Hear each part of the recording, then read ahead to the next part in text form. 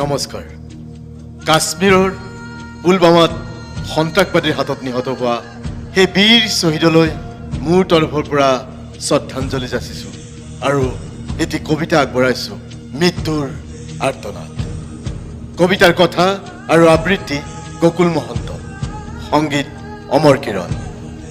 আৰম্ভ কৰিছিলোঁ যাত্ৰা এক নিৰ্মম স্থানলৈ, মাজে মাজে বৰফৰ কিনকিনীয়া বৰষুণ।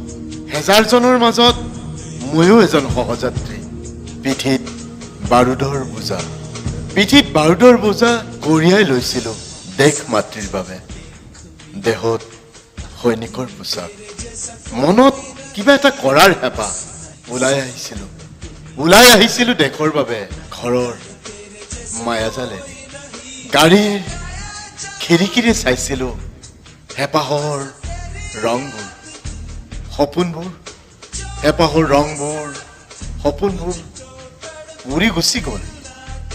উৰি গুচি গ'ল অজান দেশলৈ।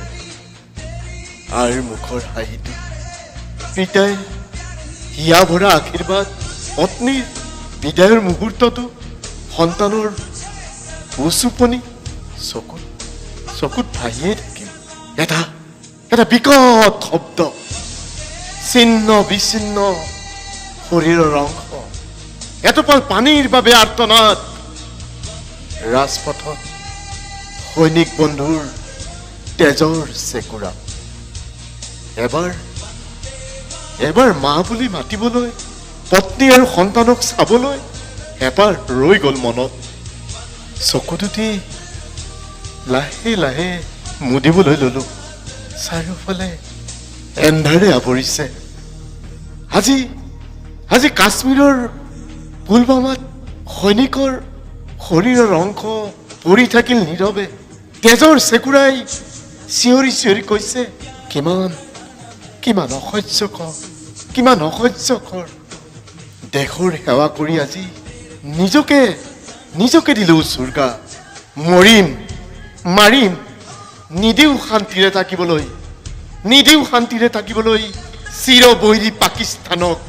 কি আছে সিহঁতৰ, কিহক লৈ কৰ গৌৰৱ? নাপাবি শান্তি তহঁতে। প্ৰতিশোধ লম প্ৰতিটোপাল ৰক্তৰ। এয়া প্ৰত্যেকজন ভাৰতীয় সৈনিকৰ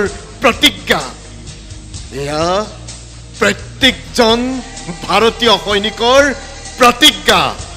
জয় হিন্দ।